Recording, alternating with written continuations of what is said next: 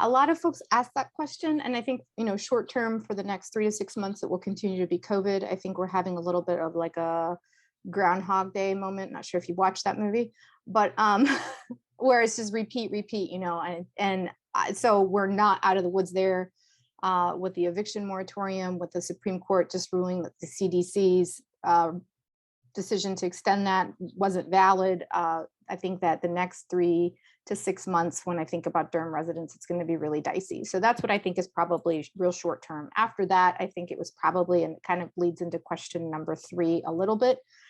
It's the same 3 that we've had for a minute: affordable housing, community safety, which I use that instead of what you often hear, which is crime or gun violence, because I want to really intentionally have a reset on how we frame that issue.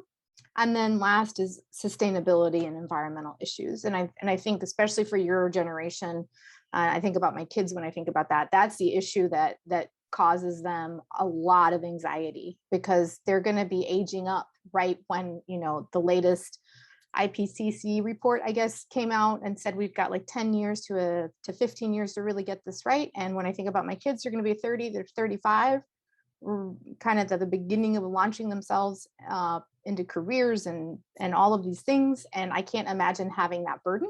And so sustainability and environmental issues for me is just something that is really pressing. And I don't think we can delay on it any longer. I think a lot of it's rooted in poverty. So there are a lot of issues surrounding that issue. The biggest issue that everybody talks about is crime. But when you look on the back end of that, that's poverty that comes into place, that's affordable housing, there's a skills gap, there's a lack of income and job opportunities for people in our most distressed communities. So, and they're all related. So that is one of what I think is one of the biggest issues, is addressing poverty and all of the issues that surround that. I believe it's our global public health crisis. I believe that this pandemic has shifted us in many different ways and molded us into different people than we were maybe 2.5 years ago. We've lost a lot of folks. A lot of people have been affected. And Durham especially is one of those places where you can see the effects of the pandemic, where our increase in crime, the increase in poverty, and now with the Supreme Court eviction moratorium, we're gonna have to fight some issues with more than just affordable housing, but habitability issues and landlord-tenant issues.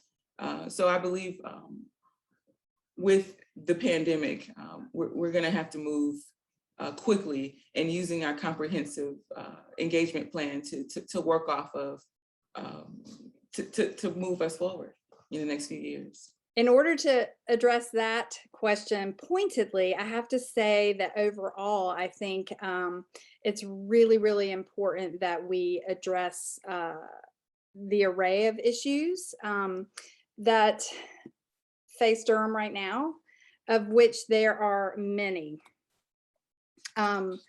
Climate control is probably my number one. If I'm forced to respond to that as a directive, one issue.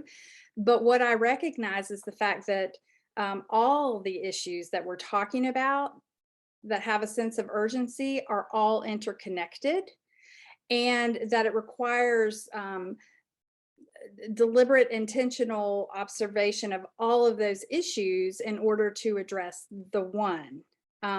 It's just a collaborative effort, and the city is doing a lot of that, but there's a lot more that could be done and that needs to be done, and I would like to help with that. The issues that I'm speaking of in regard to the challenges that Durham faces, of course, are, the climate control, as I mentioned, the safety, public safety, community housing, public schools, the workforce development.